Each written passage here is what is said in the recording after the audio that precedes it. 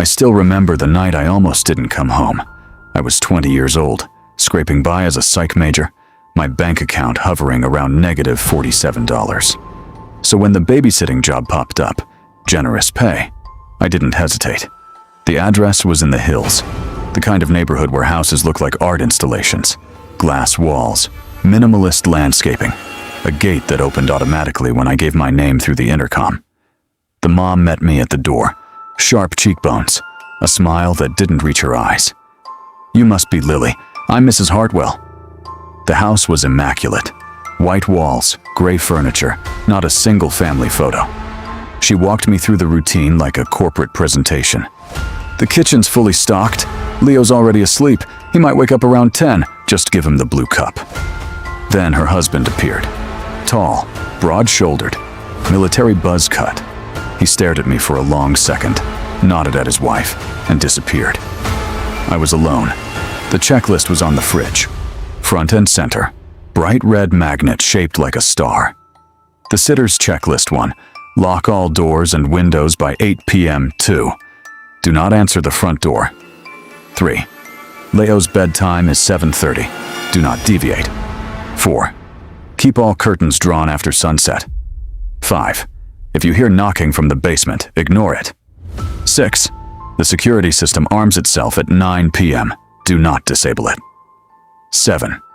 If anyone calls asking for Sarah, tell them she died 5 years ago and hang up immediately. I read Rule 7 3 times. Sarah? Who was Sarah? I followed the checklist methodically, locked everything, closed the curtains. At 7:30, I peeked into Leo's room. He was maybe 4, dark hair spread across the pillow, clutching a stuffed rabbit. Normal. The house was too quiet, the kind of quiet that feels heavy. At 8:45, I ordered pizza using the landline. The woman on the other end went silent.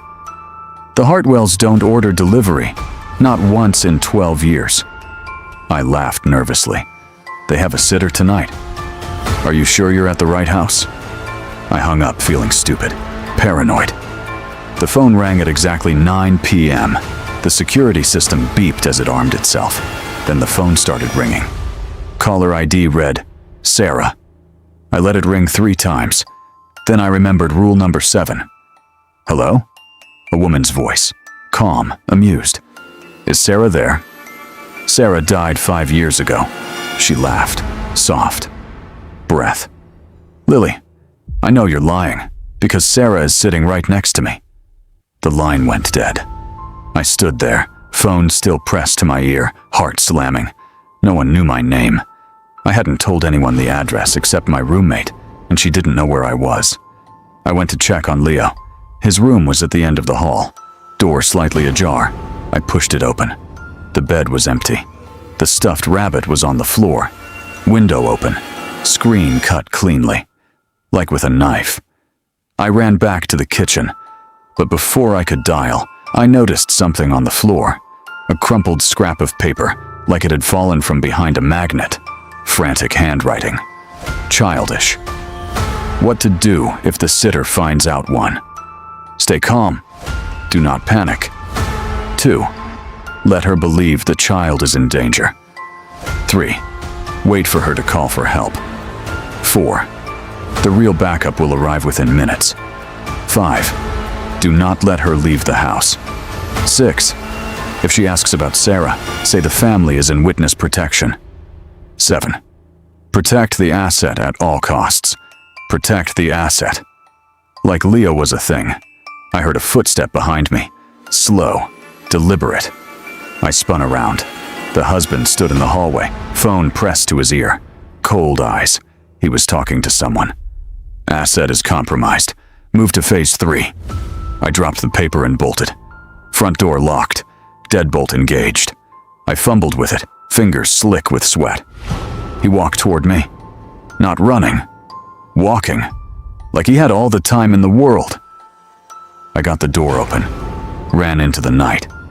Gate was closed. Scrambled over it. Tore my jeans on the spikes. Kept running. I didn't stop until I reached the gas station at the bottom of the hill. Called the police from the payphone, hands shaking so badly I could barely hold the receiver. They found the Hartwell house empty. No furniture, no personal belongings, no signs anyone had ever lived there. Just the fridge, the checklist, the hidden note. Leo was never found. Neither were the Hartwells. The police said I was lucky to be alive. The house had been a staging ground, a trap. They mentioned witness protection. Federal agents, a girl named Sarah who supposedly died 5 years ago but whose body was never recovered. I never babysat again. But sometimes, late at night, I still hear that phone ringing, and I still don't know who was really being protected, or what they were protecting them from.